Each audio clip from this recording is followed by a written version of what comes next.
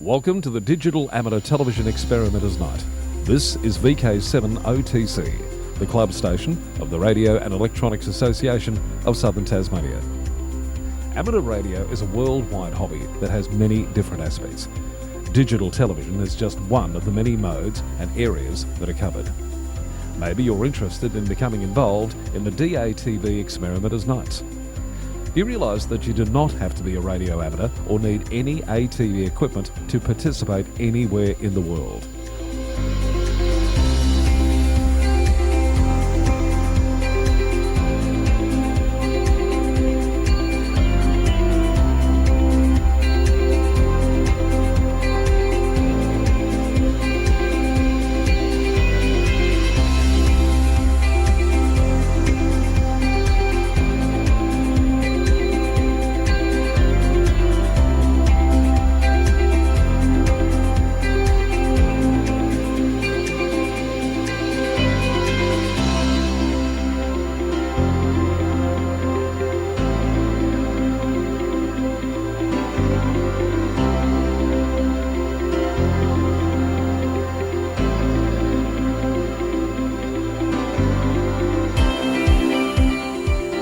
Also participate in the night by coming up to the Queen's Domain club rooms. Yes, right on top of the Queen's Domain in the heritage-listed Coast Wireless Station.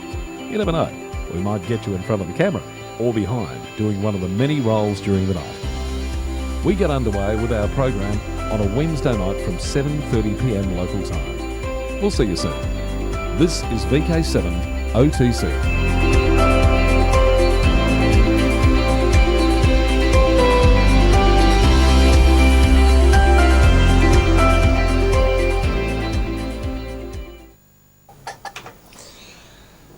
Okay, this is VK7 OTC, the club station of the Radio and Electronics Association of Southern Tasmania, with our DATV Experimenters Night, and we have Rex in the studio here, and we also have in the green room Roger VK honorary VK ZL3RC. So ZL3, which we'll bring in a sec.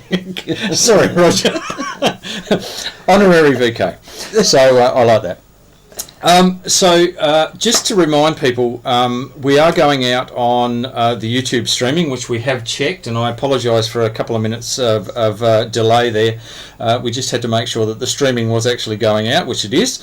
Now, on the streaming channel, you can actually come in via the chat. So if you've got some things that you want to ask Rex or Roger during the show, you can actually call in on the streaming channel. We also are listening on R2 as well, so if you've got something to call in and you're looking at the RF stream that's going out right at the moment, then you can certainly call in on repeater 2 or also on the chat. So that's our reminders for tonight. We also, can I just remind people, there is a very important, for VK amateurs, ACMA consultation paper which is currently out on proposed license changes and a whole range of other things.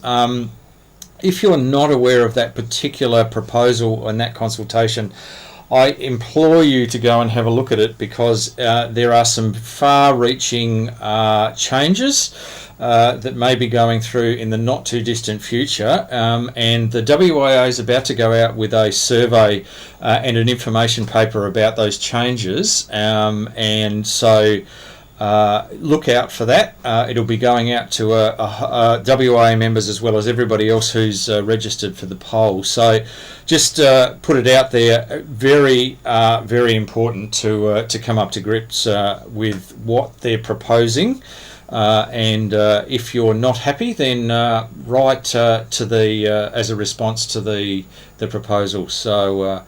Okay, so the reason I have Rex, and also I have, what I'll try and do here is some smart electricery, and we'll bring Roger into the studio. So Roger, you're actually on the screen. So welcome to our DATV Experimenters Night. Thank Excellent, excellent, and welcome to the welcome to our studio. This is what we get up to on a Wednesday night. So, and Rex is a regular contributor along with Richard, who is also in our studio. So, yes, welcome. Thank you. And the reason that we have Rex and Roger in the studio is they did a very interesting contact between VK7 and ZL on microwave. So I will hand over to Rex. Thank you, Justin. Okay, well, this was the first 10 gig QSO between Tasmania and New Zealand, and we'll go to the next slide. Hang on, we'll work out how we do this, because I Okay. hang on, let's go to the first one of those and go. Okay, why am I not seeing that? Let's go. I will just move Roger off the screen and we'll move Rex onto the screen. So there we go. Okay, well, if we can go to the next slide.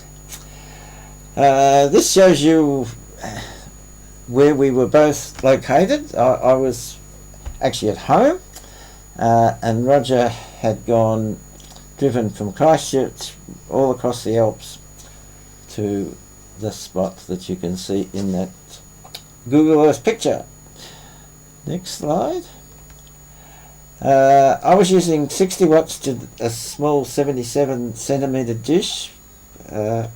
Roger was using my system that I took to New Zealand for the 10 gig EME world record. Yep. The petrol dish that some of you remember, which was stuck together in New Zealand, and I think is still stuck together. It hasn't been pulled. Well stacked, yeah. Hasn't been pulled apart. I love it. Both stations were GPS locked with double oven GPS DOs. Next slide.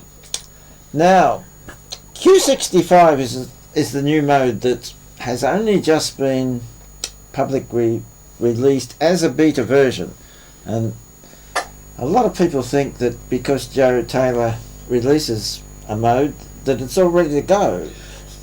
Beta version is meant to mean this is for testing, and there'll be a lot of things still to sort out, but not too many people seem to recognise it. The advantages of Q65, it seems to be, and it's very hard to measure the difference in performance if you're just doing it over the air. Yep. And I'm sure Joe Taylor will ultimately produce some lovely tests of several hundred, to get the exact difference. A decent test group. Yes, Yep. But it looks like it's about 2 to 3 dB more sensitive than JT65 in the same period of 60 seconds. Okay. It's 1 to 2 dB more sensitive than QRA64. It has the advantage of an identifiable sync tone unlike QRA, but it's not as identifiable as JT65. But it does mean you can see something. Although when you decode really weak stuff, you see nothing on the screen. Yeah. Okay. Can I throw in a question? Yes. QRA64 was definitely GPS locked mode. Not necessarily, but if you want to use it microwave, you had to. Yeah. What about this Q65? Still the same story? Certainly at microwave. Yep. I don't think there's a reason why has to be GPS locked any more than, say, JT65 at so the HF or VHF. Okay, cool. And one advantage, not sure I can completely confirm this, but one advantage seems to be it copes with drift a lot better, which may well mean that at least at VHF you don't have to be GPS locked. Okay. Cool. And we'll show you an example of that. Okay. It doesn't need an all-text file like JT65, which some people regard as cheating. And the advantage of that is you get the sensitivity no matter who calls you. Okay. And if on JT65 if someone had called you who wasn't in the all-text file, You lose. you lost that sensitivity. Yep. It only uses 25% of its energy on sync compared to, say, JT65, which used 50%. QRA only used 25%, but it adds some of the message information to the sync, and that makes the sync much better. Okay. And the logic behind that is, if you're trying to work someone, you're either in a sked, Yep. and you know they'll be calling you, Mhm. so you can use all the tones that represent your call sign Yep. to add to the sync. Yep. Or if you're listening for someone who's calling CQ, the tones for CQ are always the same. Okay. And so they can be added. Now, I suspect he had to completely revise the program so that all those things are Combined. can be combined. Yep. And they probably, because he used to push JT65 through a whole lot of grade code conversions and things like that, which probably spread the message in a way you couldn't find it. Yeah. Okay. But this one means he knows where to look for the tones that represent a CQ or your own call sign. Fantastic. Okay. And once you get the sked going, of course, you know the other guy's call sign, so you can use all that to get sync. And it's up to 4 dB better at getting sync. Okay. Which, while there might be a small advantage in the message arrangement of Q65 over the over QRA. Yep. QRA tended to be sync limited, and Q65 is not, and so that gives you part of the advantage.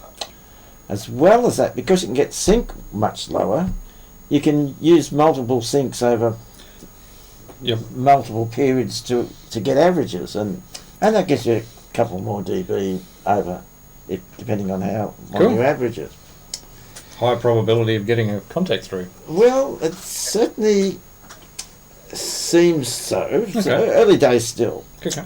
It's got a very robust error check system, which means you essentially never get false decodes. Now, any JT65 user will have had false decodes. WSPR, Whisper as well. So yeah. So I got a couple the other day that I looked at and I went, that's weird. So that's a big advantage. The other difference is it's been made almost universal for anything that a slow mode might want to do, and there are TR periods from 15, 30, 60, 120 and 300 seconds. Okay. Obviously, if you go to a very short period, you don't get much much sensitivity, and if you really want to go to a long period, you get plenty of sensitivity. And you're also transmitting for 300 seconds, which... yeah, well, you've got to have a PA that can take it. Yeah. Okay. Okay, next slide. Now, here are all these modes, and this comes from Joe's Quick Start Guide. Okay. And down the left-hand side is 15 to 300 seconds, which obviously gives you more sensitivity. And acrossways is the tone spacing, classified as A, B, C, D, and E. Okay. It's can sort of catch you out in the sense that A tone spacing is different depending on what the period is. So if you're running 15-second periods in the A tone It's much spacing, wider. it's 6.6 Yep. hertz, whereas if you run the A mode in 300 seconds, it's only 0.3 of a hertz, and you've got to have extraordinary stability if you want to run the A mode. Yeah. And that's the reason then there's B, C, D and E. Okay. Now 10 gigs, we tend to use the D mode at 60 seconds, which is at 13 hertz tone spacing. Yep. And that works pretty well on troposcatter and rain scatter with spreading up to 35 hertz. Okay. And So this is the mode that you've been using with RET? but with RET. Yeah, that's yeah, right. It's not that sensitive to tone spacing, and I suspect there's something, an additional advantage there. Okay. And as much as the test I did with RET, I tried A to E. A and E were I think I could detect them being slightly less sensitive. Okay. But B, C and D didn't make much difference. Yeah, okay. So it can handle sort of quite wide spreading, even though the tone spacing, say in B, is only 3 hertz. Now, obviously, would depend on signal strength, Yep. but Tell you what, the 300s are up in the whisper mode. that's right. Well, this is like... Well, I think Joe Taylor has actually got only one example on his. He's got a sort of a little tutorial, Yep. which people can download. Okay. And the only one example of the 300 seconds was actually done between Richard and I on optical, because Okay. you can deal with. Stable power. Stable... Well, we're Stable. very stable because we're only the sound card is the only thing Yes. that controls the frequency. Okay. Okay, next slide. The modes we've tested, but that's with Roger, mainly 60D, but we tried out all of the other modes that sort of made any sense. We didn't go longer than 60 because we were worried about our PAs. Yep. And we didn't go to really narrow modes because we knew we're on 10 gigs. Yeah. Yep.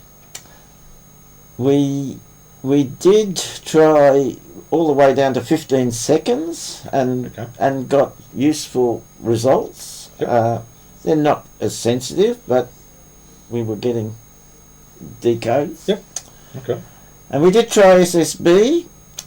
We didn't complete a QSO, but we did see some call signs, or hear some call signs, which we will play later. Okay, well, it's now over to Roger, who will tell you how this whole thing started off. Over to you, Roger. Okay. Let's get this going. Okay, is that all up and working? It is. Fantastic. Good. Well, this wasn't the first time that the Tasman's been crossed for 10 gigs, but it's certainly the first time it's been crossed into Tasmania, so that's the significance of this. It's also significant as it does actually reinforce what we discovered or what we learned from the first crossing. It's quite remarkable that it can be done. So this all started with me keeping an airy eye on the Hepburn charts, which all good VHFers will know about it, but if you don't, William Hepburn's website, dxinfo.com, is the place to be. And he has a ducting prediction map, chart, call it what you like, for Australia and New Zealand. And it's very useful to get an idea of what's going to happen. I say it's a very good idea to get an idea of what's going to happen. It's not an absolute, it's a prediction. So that was what first alluded me to what was going on. And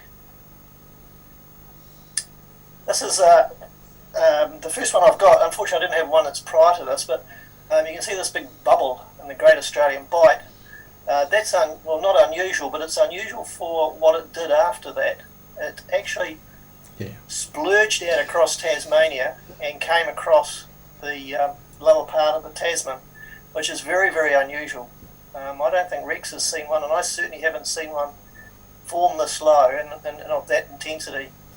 So I got on the email and got hold of Rex, and Rex was surprised to see it, and it kept getting better. So by the this is Wednesday, this is the Thursday, this is the morning I arrived on the coast. This is what we had, and made our first contacts, and this is what was on Friday morning at 6 o'clock. Bit broken around the Tasmanian coast, but still very intense across the path to New Zealand.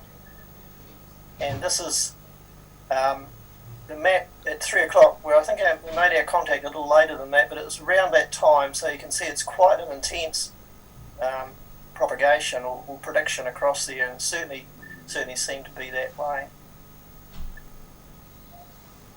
So as I said, this is on the right hand side, 220. This is the duct we had when we worked 10 gigs from Charleston about there up to Crescent Point, about here or a bit higher. It was a very, very intense duct, but it does demonstrate the normal pattern for where they form. They normally form Victoria, New South Wales border upwards and can drift right up into Queensland. But very seldomly do we just see them down as low as the one on the left in Tasmania. And in fact, it never got up as far as New South Wales, nor did it get up as far as the Northland boys. So we had it all to ourselves, which was rather great and unusual, very unusual. So we had this duct, and it just seemed that we needed to do something with it. So the plan was forged. On the Wednesday I couldn't leave because I had childcare considerations, but Thursday morning I headed over as early as I could, which meant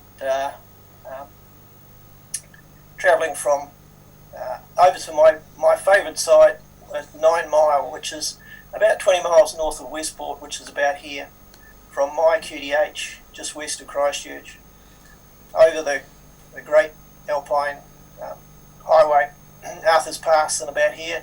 I'm not sure how high it gets up, but it's snow country. It's not a small journey by any amount of means. How long does it? 3 hours. Oh, okay. About 3 hours to get to 9 Mile, just under. So it was about 12 o'clock when I arrived on scene and on site. This is the site. It's a little clearing on the corner, about 44 metres down to the sea. Beautiful takeoff to Rex and to most of Australia. That's a significant factor on the west coast. The vegetation over there is very lush, and most of the viewing platforms or viewing areas have vegetation that you can see over, but you can't stick a dish up high enough to get over. So to find a site on the coast is actually quite difficult. So I spent quite a bit of time going up and down the road from Greymouth, which on the left-hand side down here, up to a friend's place at Charleston, which is about 40 minutes up the road. And there's very few sites that you can actually use.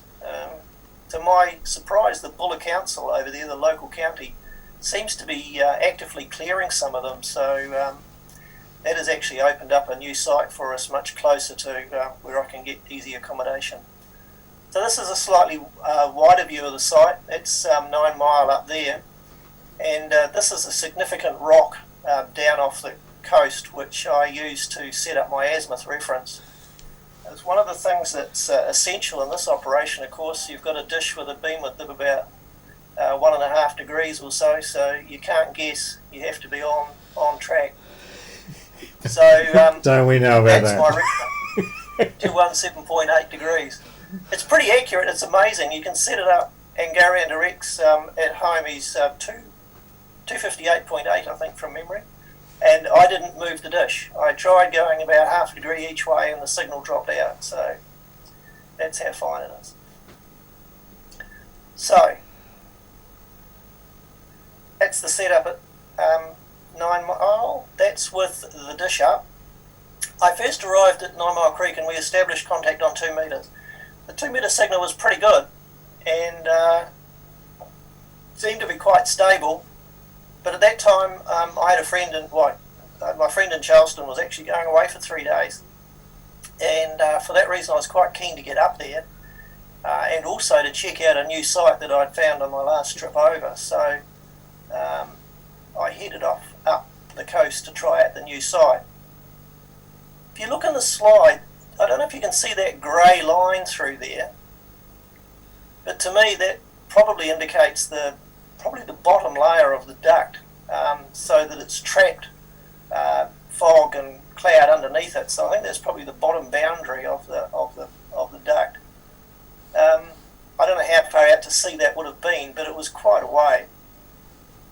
It's quite common to see that. Whenever I've been over there and there's been ducting, it's quite common to see that, whereas normal cloud over there is quite a lot more broken and far less defined. So that's where I was at 9 Mile Creek, about 20k north of Greymouth. That's where the new site was, just north of Fox River. That's about 30 minutes drive up the coast. It's a very windy, very narrow road. The only good part about COVID-19 is there's very few tourists on the road, so the traffic's quite low.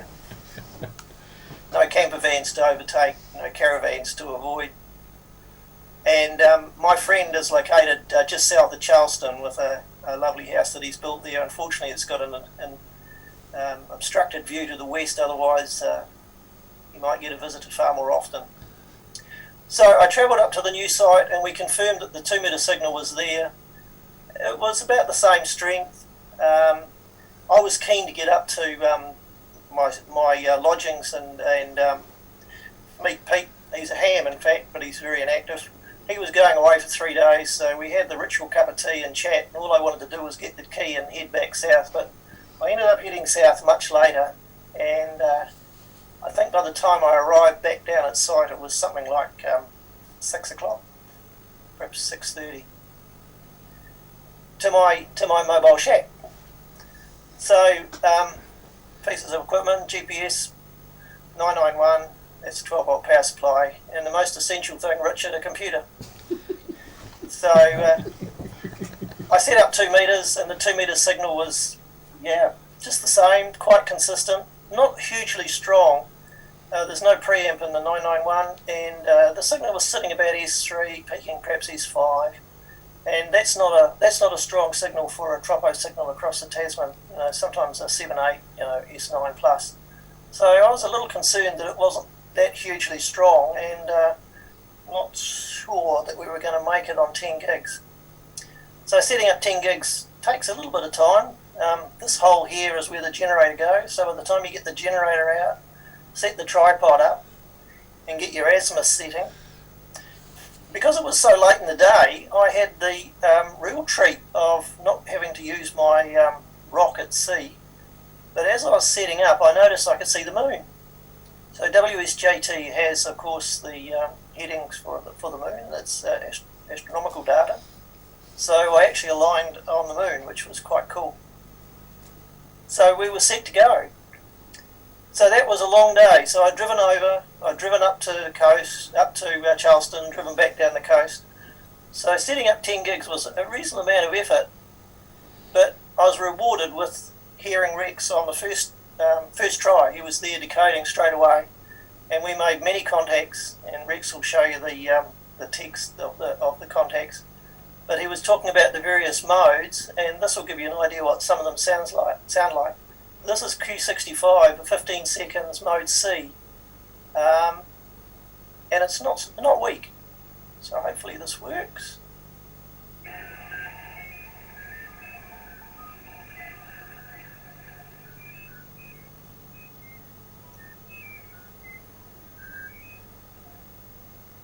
Just play that again, Interesting things to observe in there. There's quite quick fading. Did that come through? Yeah, just play it again. Just yeah,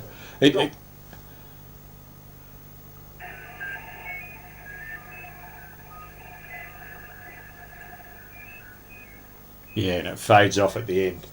Yep. Cool.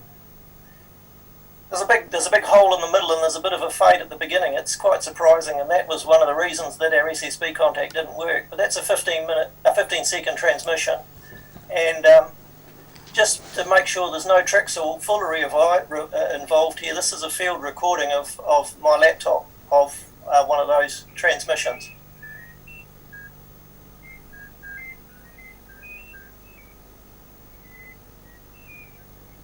I'll just grab this before it gets to the end. Ah, damn it.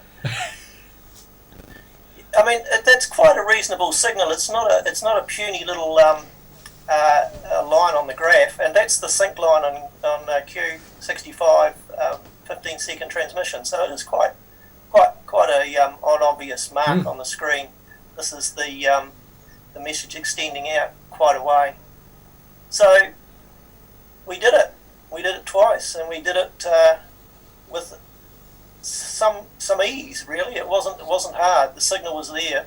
There's some aspects of the signal that Rex will talk about, but that was my end of the journey. So I guess it's over to Rex to fill in the details. Okay, so what we'll do, we'll bring. If you can go out of that full screen mode, Roger. Out of the sharing. Yep. That's it. There we go. Cool. And we'll go to. All right. Okay. Well, I was in the fortunate position that I was able to operate from home and not have all the problems that Roger had of travelling everywhere. But to operate at home on microwaves is not straightforward. There's a lot of trees around my place, and to find a spot which was high enough to get above trees and got between the higher trees, I had to set up the dish in my neighbour's garden, just in my neighbour's garden. This garden is a common garden between us, Right. and that brick wall is my brick wall, but the dish is totally on my neighbour's side of it. And then I remoted everything back to my, well, should be my shack, but it's my lounge room, which has turned into a shack over the last few years. No. Yes. Fortunately, for terrestrial, once you've set it up, you don't have to keep tracking the moon, so you can afford to do it all remotely. Terrestrial. Once you've set it up. So there's AC power to run a power supply. There's a lead that runs 144 meg IF back to my house, one that runs a 10 meg back for the GPS, and a PTT line. So that was where I set it up, and the next slide will show you what my view was, and you can see I've got a little window between two tall trees, and then I've got trees underneath that are a couple of neighbours down, and this is basically looking across the Derwent and then across Storm Bay and so forth. And originally I set it up, I've got a tree, a bush I guess, that's sort of in the way where I could put the dish. Okay. I did trim the bush on the other side where it looks out, but I couldn't get any closer to the right than that. But that was just clear of the tree for the 9 Mile beach side. And when Roger went to that other side, I was right on the tree, so I was actually pleased he went back to 9 Miles. The 9 Mile side. Now I can go further north if I make some sort of a frame up so that I can mount the dish in front of that bush. Okay. And seeing Roger has found a really good site at his end, I will make up a frame that It'll be a little bit dicey, but as long as I'm careful. Now, Roger, can I ask you a question? What was the distance in kilometres between the Charleston site and the 9 Mile site? In kilometres, I'm not sure. It's probably about 45. Yeah. 50. And how many degrees difference is at this end? 1.5. 1.5. Okay. Cool. All right. Now the next slide. This shows a Google Earth elevation of my takeoff. Now, I'm up there at just over 300 metres, but unfortunately, in this particular direction, the Tasman Peninsula has some mountains that are 387. So I was below these, so there was an obstruction of about 74 metres, but the duct was much higher than that. Okay. So I don't think it cost me anything. Of course, if you beam too higher an angle to get it into a duct, you just go straight through it. Yeah. But you really can't afford to beam into a duct any more than about 1/2 degree, otherwise you'll go through it. Okay. So you can't afford to have things too high. I worked that out taking count of Earth curvature, and it was only 0.06 of a degree, so Oh, not much. it's pretty good. Okay, next slide. Now this was the initial QSO. I've got an expanded scale which will make it a bit easy to read on the next slide. Okay. And what you can see... What's happening here? Plane? No. Roger had only set up just before we did this because he could run 2 metres off his car battery. Yeah.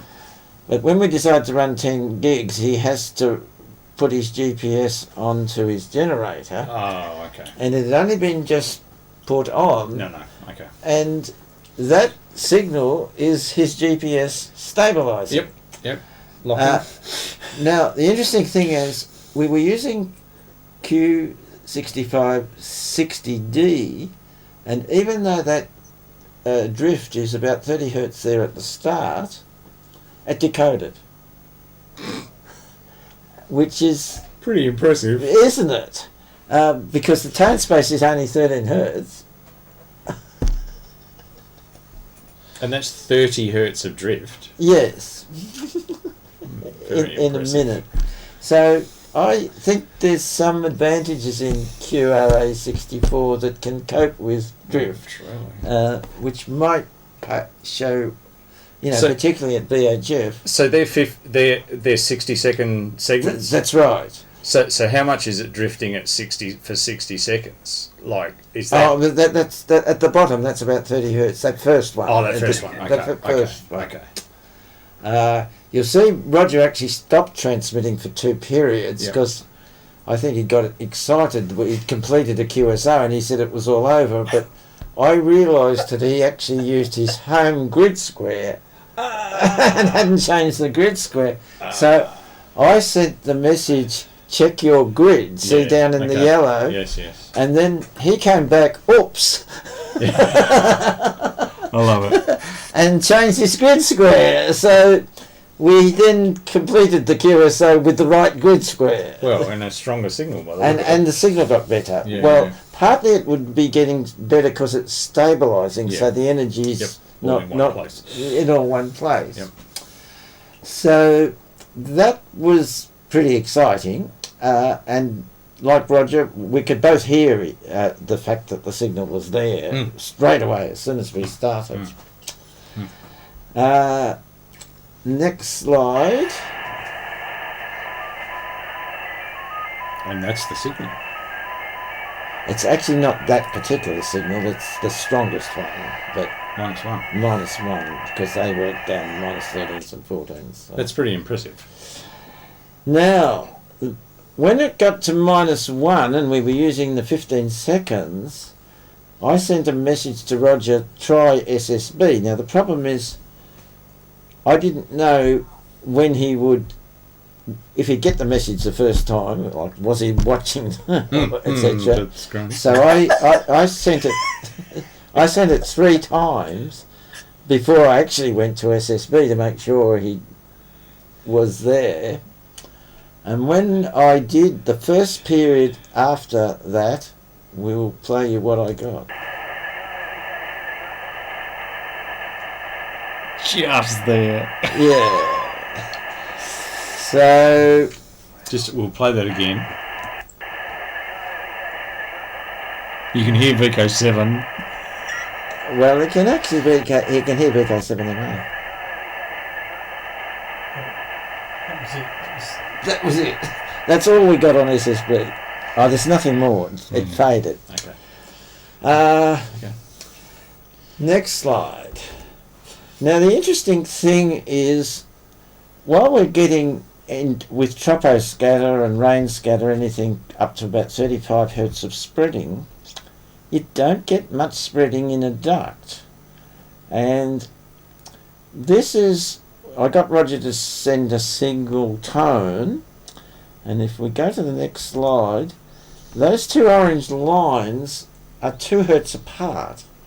And that's essentially saying that signal isn't spread At all. That's right, very little. Now, there are some funny little side bands off to the side. What do you reckon they are? But they're a long way down, because I moved the cursor so that it was lined up there, and you can see the signal to the side compared to the main signal is more than 10 dB difference. Yeah, okay. So the program wouldn't pick up a false tone from those ones because it'll pick the strongest one. Okay. So I don't think they're that important. I have a thought about what they are, and we'll go to the next slide. Now, that's what the amplitude of that tone looked like. And that tone is varying in amplitude by over 10 dB. And if you look very carefully, these are 10-second vertical lines. Yep. That peak is only lasting about 1 second. Okay. And I think this is part of the explanation why SSB is so hard. If it's only lasting for a second, boy, you got to talk quick. That's right. Now, the difficulty Good is... for meteor scatter, though. Yes. With meteor pings. Well, the interesting thing about it is, despite all that QSB, QRA is coping with it. No, it's not QRA, Q65. Yep. It's got so much forward error correction built into it that you can lose tones and stuff and you still get 100% decode. I love it. That's very impressive. Now, the difficulty of looking at the amplitude is, if you look at the amplitude in a very narrow bandwidth, you tend to integrate it over a few seconds. Okay. In this case, the bandwidth meant it was integrating over 2.7 seconds, so this little spike must have been, you would think, a lot higher to once it's integrated. Yeah. Still looked like that lasted a second. If we go to the next slide, I've reduced the integration to only 0.3 of a second. The problem then is you've got to widen the bandwidth to about 3 hertz, and the noise starts to show up as well. Yep. So you can't really be sure, but it does look like that peak wasn't even a fraction of a second. Correct. That's what it sounded like. Now, I just have a feeling that a characteristic of ducts at 10 gigs, possibly because there's multipathing in the duct, the signal is adding and subtracting in phase, and you get Giving these you this and giving you this. very sharp peaks and troughs. Yeah. which Q65 has no difficulty with. But sideband certainly has a problem. Yeah. So, That's pretty impressive. next slide. This is the Hepburn chart which Roger actually showed us about the time of the QSO, and we're in a fairly good Definitely. position. The next slide. In fact, that really intense part of the duct is quite a bit lower, isn't it? That's right. That's Yes. yeah. Yeah, this was a circumstance I've never seen before. In fact, if in you nearly were 20 years of watching Hepburn charts. sort of Hobart to Dunedin, you would have probably done okay. Yeah, I don't know that Dunedin can see through No, the sorry. other part of the Yes, it's on the other side, isn't it? the Southern Alps. Yeah. And on the west coast down the bottom, I don't think it's accessible. Yeah. Okay. Campbell Island? No. I'm not sure. Sorry. Okay. Now, on the 17th, which was the day before, the radiosonde data at Hobart showed this wonderful duct. Wow. Now, it only takes that black dotted line is a minus 157, which is all you need to actually get propagation around the curvature of the Earth. Okay. And this was, compared to minus 157, this was minus 1,061. And it was up at 1,000 metres. So Yeah, Rogers. That's incredible. one wonders whether if we could have been at 1,000 metres in the duct, not having to get into it, Yep. what the signals might have been like. 5.9 plus at SSB. Well, we don't know, but yeah. Who knows? Certainly some people say you're better off to be in the duct. Next slide. Now, this is the actual day we had the best signals, and the duct had really contracted.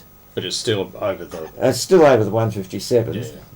and it had gone a bit higher, 13, 19 metres. Yep. And then this is the next day when signals were a bit weaker. Next slide. Next slide. 19th. Yep. And it's now a decent duct at minus 656. At the top of Mount Wellington height.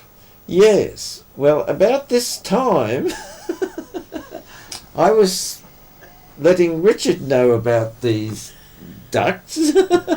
Yes. Richard's gritting his teeth.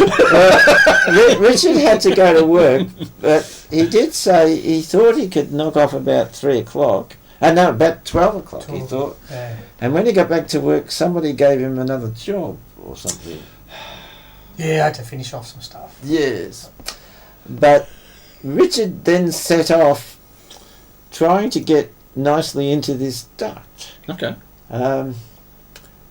Now, we'll go into this a bit more in the Word document if we can bring that up. Okay. What we will do here is go to here and I'll bring it across. Okay. Can I control it to roll it down? Or?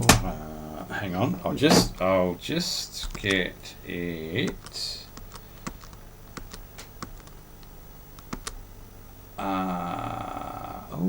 Now how are we going to do that? Actually, we've finished the slideshow, haven't we? Yes, Rex? yes. Yes, you can go out of the slides now. Okay, that's good. Let's go to there. Now you can slide down on this. You're going to have to watch up there though. Are we sliding down? Oh, yes. Yep. Okay. This colour code just tells you the different modes that we were testing at different times. The grey background means that I didn't get a decode. It's actually easier to read on there, I reckon. Sorry? It's easier to read on there than up there. Oh, okay. Oh, I can read it up there. Okay. But I don't know, of course, whether Roger was actually transmitting because I might have been telling him change modes or something, and whether he was changing at the right time. And some of the time we were actually sending single tones just to look at things like spreading and stuff. Okay. So these grey ones may not all be missed messages, and the ones that are not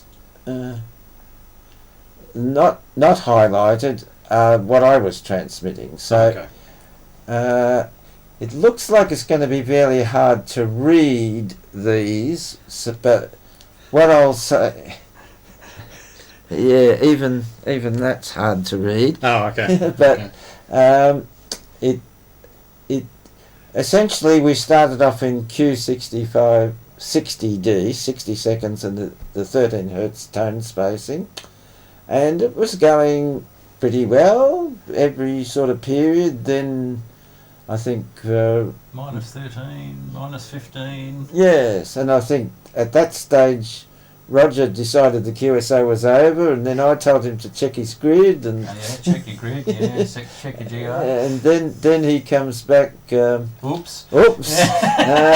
And then he checks the grid square, and then we just we have another QSO. We got through to 73. That was still minus 13 and minus 12. Yeah. So it's going pretty well, and then we changed to the 30-second period in D, which actually causes the tone spacing to double to 26 hertz. Okay. Not that you really needed it if the tone was only spread a couple of hertz. Yep. And it's working pretty well. Minus 17. Now, there is an interesting problem in that you can see 3 transmissions of mine and nothing from Roger. Now, I think that's a little bug that's still in the program. Okay. In very short periods, they seem to run into each other. Okay. And these are the things that we've got to sort out in a beta version. Yep. I mean, testing a beta version on a contact on 10 gigs to ZL, that's what we were doing. It's still minus 17 though. Yes. You're still plenty. Well, the signal strength shouldn't change with the mode because it's a measure of the signal strength. Okay. So that's not unexpected. Conditions are holding up anyway. Yes. Then we tried the 15 seconds in the D mode. Now that's 53 hertz tone spacing, and we did get some. Oh yeah. The problem with the D is minus 33, minus 35. Yeah, no. When I realised there was a problem, I went and looked up the quick start guide, and the D mode is actually not implemented. Oh, in the first, for that period. For that period. However, if you look there, Roger did actually send me move 500 hertz down because he could see my signal was going out of his passband in the very wide tone spacing.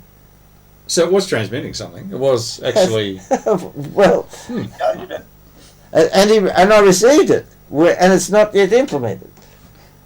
That's tricky. Yes, very. So sorry, Roger, you were saying you were. Yeah, no, just saying, that's actually decoded it. Yeah. Now, there you go. Because I had convinced myself that it wasn't going to work in the D mode, I thought, oh, that's a funny message. The computer must be telling me something. It can't be coming from Roger because it doesn't work. It was only the next day I asked Roger, where did this move 500 hertz come from? And he realised what was going on and asked you to move down. Yes. I love it. I love it. Now, we then tried to change to the C tone spacing, which is only half, and would fit into the passband, and is supposedly implemented. And -5 and -1. yes. My God. Now, see, one of the reasons the 15-second period can give better reports is with all this QSB, you might be lucky in 15 seconds and get a better report than you will in 60 seconds.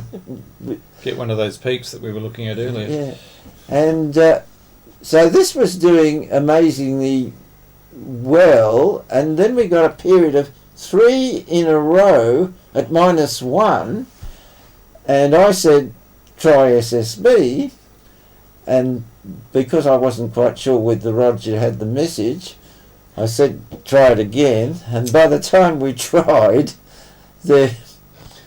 all we got was those few syllables. Yes. Well, I think we got 1.5 call signs probably. Okay.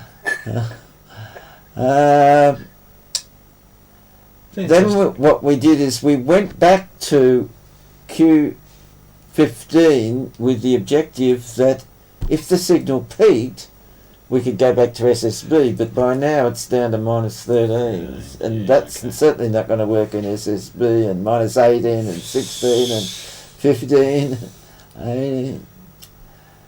Okay. And then Conditions are deteriorating. Yeah. And Okay. we're losing signals and so then we keep trying, but we never actually tried SSB again, because even when we got a -7, that's a long way away from going to be sideband quality. Yeah, there's some -7s and -8s in there, so it's Yeah. sort of. But the conditions are varying. That's Close. Yeah. Now, we went down to the B mode to try that in 15 seconds. Now that's only 13 seconds, so you should get 13 hertz tone spacing, so you should get an improvement in signal to noise. Bit hard to tell because of the QSB, but there's sort of -12s, -14, -8, Yeah. -8, 13, 40. But it's working quite reliably, the 15 second in the B mode. About this time, Richard and Murray were driving up Mount Wellington to find the centre of the duct. But they'd only got to the fern tree turn off. Yep. And Roger sends me this message: ring me. Oh, that's not good. And I rang Roger, and he just got a message from his hosts, which was, we've prepared dinner, can you come home now? Or something to that effect. What was it, Roger? Pretty much. Yeah, pretty much that. They were going to have dinner about 7, and I said, can it be a bit later? Oh, well, sort of 7:30 to 8. How's that sound? Right. And you still had to disassemble everything and drive back. Correct. Yeah. So, unfortunately, Murray and Richard, I had to ring them up with the sad news. So the next morning, Roger drove back to the same site, because he'd gone all the way up to his accommodation and came back, and signals were still good. We always start off with 1,000 hertz single tone, because you'll see that before you'll get it. Yep. Any other decodes, but fairly soon there was Roger again, -19, -22. It's a bit weaker the next day, 24th, and But still, you're making a contact. yes. Then we went down to I think at one stage we must have tried the single, with the single tones we got earlier, it became apparent to me the spreading was very low. Yep. So Okay. we went down to the C, which is 6.7 hertz, Oh, goodness. and that improved the decodes. The Yep. signal reports are no better, but the decodes are better. Consistent. Yeah. Yeah.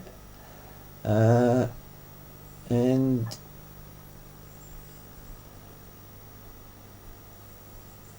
then back to D and some. I think Roger had to go and go into Greymouth to get. So he had to disassemble the station, go into Greymouth to get some food so he could survive, and also some petrol for his generator, Oh, yeah. Okay. which was important. So back to 1,000 hertz again, some more 60D stuff. Signals a bit better, -12, -13. Yep. And I was encouraging Richard to go up the mountain again, particularly because the ducts looked really good. About That 19 was at 1200. That this is February 19. yes, Yeah, because that was at 1200. So that's yeah. Well, I think it was about 1100 and something on Yeah, that okay, day, okay. and I didn't want Richard to go to the top of the mountain because that's 1270 and he'd be above the duct. Yeah. Okay. So Richard, of course, is trying to get home from work and pack all the gear and stuff, and the signal's getting a bit weaker, and I didn't want to discourage Richard from going, because I had in my mind that if he could get up there in the top of inside the duct, he might get through on sideband or something, you know. Well, truly. But I did actually ring you and sort of admit that It's not looking too flash. that's right. You can see it's now -25, -24, and about this time Richard sort of reported that a bus driver had bitten his head off or something. It's very, very, very inflexible with parking arrangements. Parking, yes. They don't understand why there are special spots that work and don't work. And all the sites we'd picked out just wouldn't see to the east properly. Oh, okay. And we had that parking area that's before you go to the top, and that doesn't see to the east A little properly. bit further down would have been good, but it would have involved the use of a chainsaw, which I thought was probably unacceptable based on being national park and all. Yeah. So I'm still getting -25s, -22. I didn't tell Richard that they were down this low. And there was a -16, but I didn't get anything after that.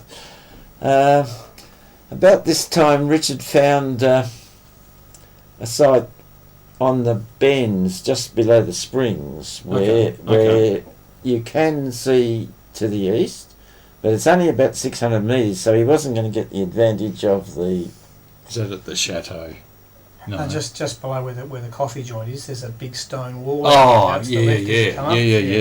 yeah. Okay. So I wasn't too hopeful, but Richard set up there and some more bus drivers told him off, or unloaded passengers. I got besieged by passengers. I was sort of there. Next minute, you hear this bus pull up, and then there's people everywhere, and they're like looking in the car and looking at the gear and sort of looking at me like, "What are you doing, you weirdo?" Yeah, okay. We paid for our tour up Mount Wellington. We're entitled to see everything that's going.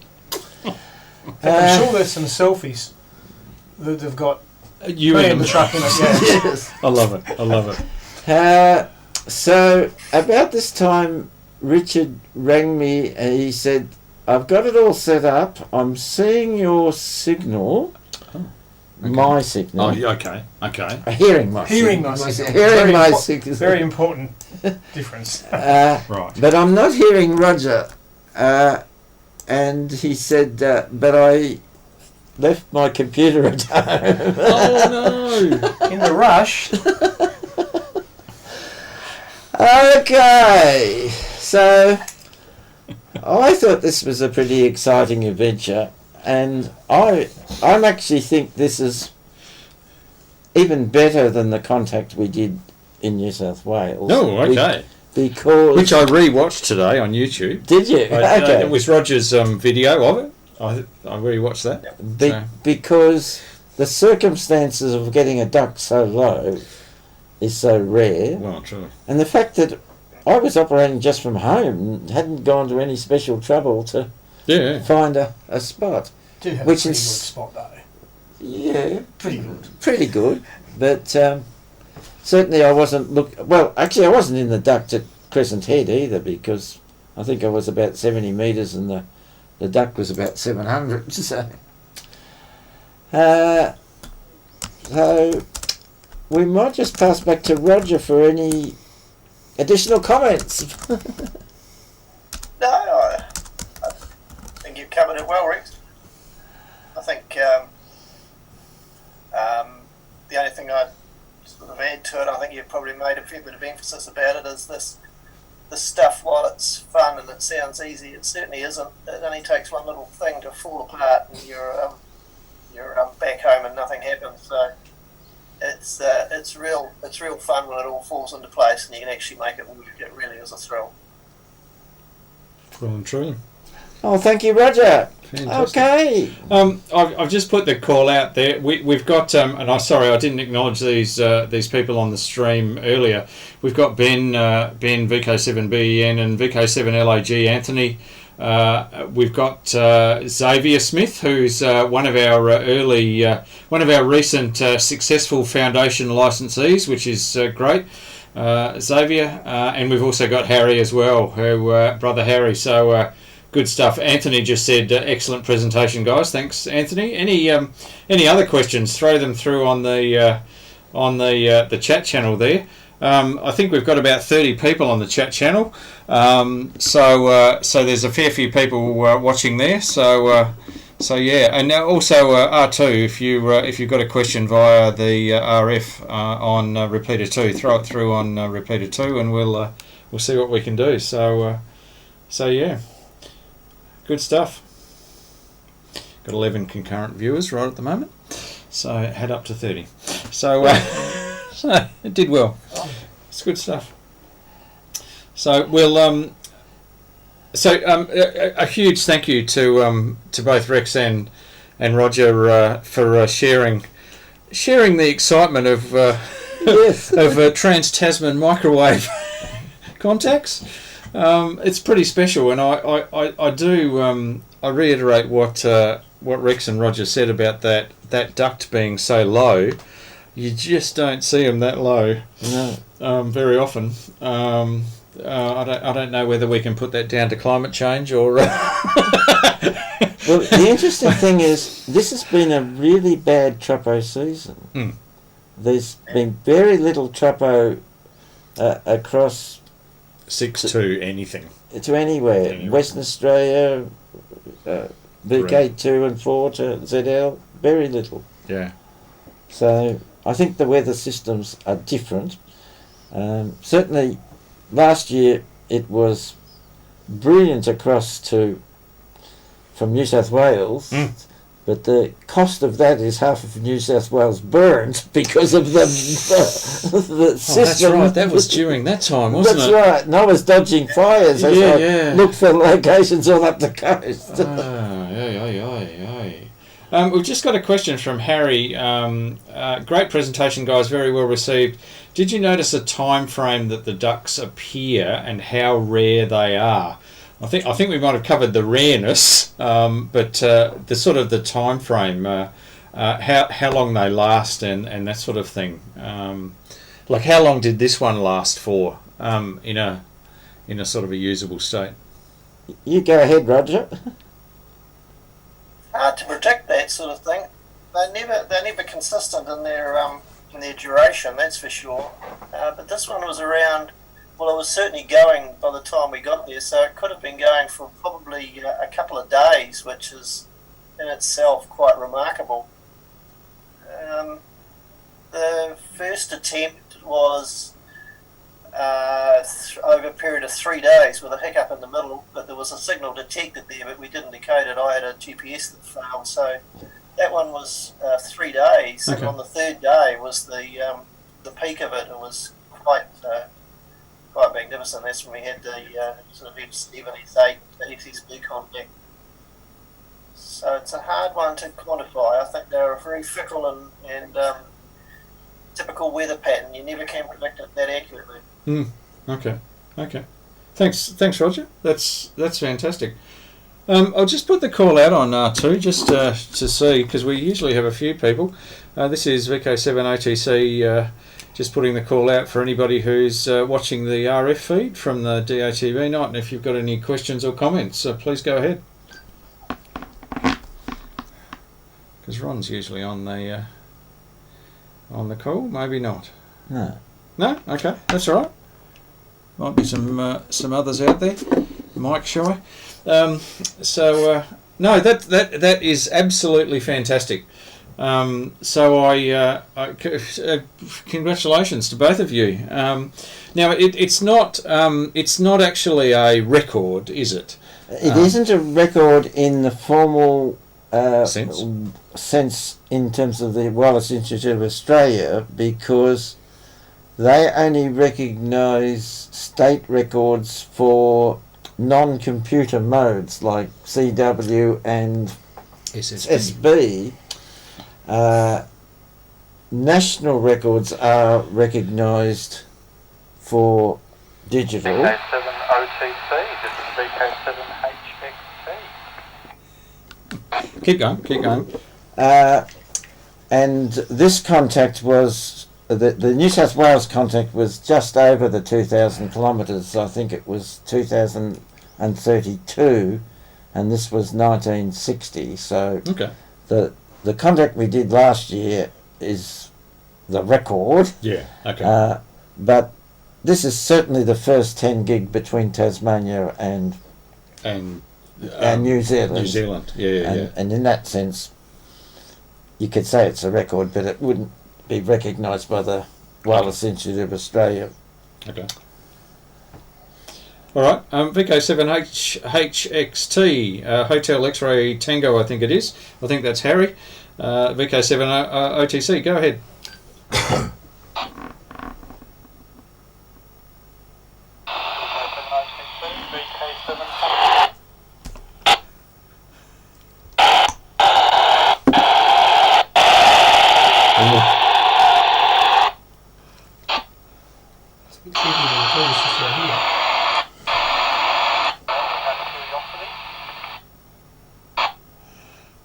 Yeah, go ahead again, Harry. You were in the noise there. Just if you're on a handheld, just stay still. Try again with your question. Yeah, Roger. When it came to signal strength of those stations at those spots, did they also pick up other stations as well in their experiment? Back to you. Okay. Well, the problem with 10 gigs is very few stations are on that band, but certainly if Richard had got up the mountain, I would think he would have copied and had his computer. I think he would have copied it. But given that there's very few stations, then it makes it more difficult. But if any station who was listening and was within the beam width, which probably means within 50 kilometres each end, yep, would be able to receive it with the right setup. Yep. Okay.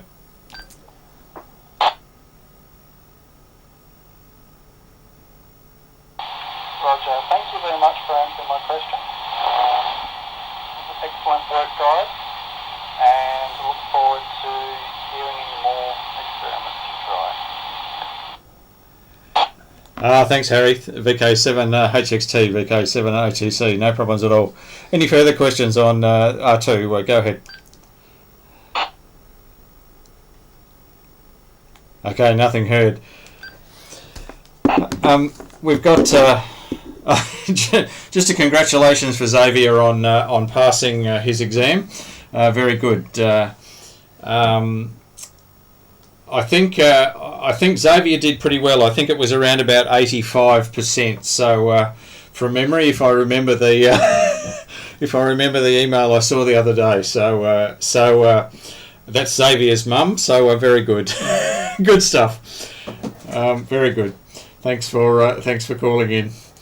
Okay, we might shut it down at that stage, because I do acknowledge that in Roger's place it's 10:48. Indeed. So I'll let Roger go, and thank you very much, Roger, for participating in tonight, and the stream will be available in about 24 hours time on the Reast YouTube channel. So if anybody did miss it, you can point them in that direction, and I'll send through a link after this after we shut down here. So yeah, thank you very much. Fabulous, Justin. Thanks very much for the opportunity. It was fun. Cool. Have a great night. You too. See you later, Rex. Bye-bye. Bye. Terry. So, that's scary. Let's go out of there. Come back here. And we'll go to here. So, just ignore that. So this is VK7 OTC, the club station of the Radio and Electronics Association, with our DATV night. I'll just a little bit of a reminder. We were going to have a review of AR magazine, the latest AR magazine, tonight. I might leave that for 2 weeks' time.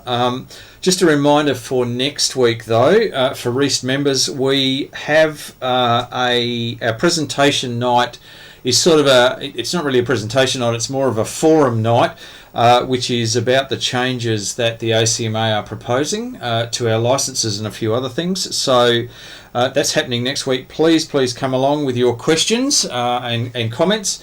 The more the merrier, but that will be happening next week up here from 7:30 p.m. And then I'll just do a quick plug for our April presentation night. It is one not to be missed.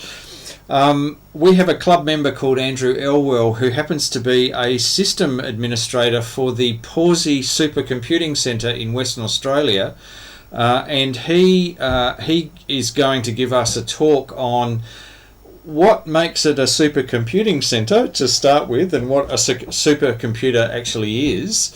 But also they are doing a whole lot of work for the square kilometre array, which is the big astronomical array that they are building in Western Australia, and the scary amounts of data that are flowing from those experiments, and the way that the supercomputer is then used to analyse that particular data. So it should be an absolutely fascinating and mind-blowing presentation, which is the first Wednesday night in April. So it's the Wednesday night after the Easter long weekend. So so that gives you an idea about when it's happening. So anyway, not to be missed. So a bit of a reminder there. So we'll close down now. I'll just mention our videos for our RF viewers. One of them, the very first one, is actually from Pawsey, the Supercomputing Centre, and the oceanographic modelling that they do, and specifically in relation to when they were looking for MH370, the aeroplane that has disappeared off the face of the Earth, and the oceanographic modelling that they were using to assist the people who were and the organisations going out trying to find MH370. So that's a fascinating one. The other one is a little bit of it's titled "Atomic Clocks Are Reinventing Time," which is all about Einstein's theory of relativity and time dilation. and how they are using really, really accurate atomic clocks to actually prove that that theory of relativity. So. And then there is, I don't think we'll get to the third one, so I won't say what that is. But anyway, that's our videos for our RF viewers. So we'll bid you farewell for tonight. I hope you've enjoyed. Well, thank you, Justin, for organising the technology and I think we got making there. it work. I think we got there, and it was a bit of a first tonight because that was our first Trans-Tasman DATV night. So, That's right. So there you go. Anyway, we'll bid you 73, and we'll catch you in a fortnight's time. And keep an eye on the Facebook events page to find out what we're actually going to be doing on our next DATV night. So we'll bid you 73, and we'll catch you next time round.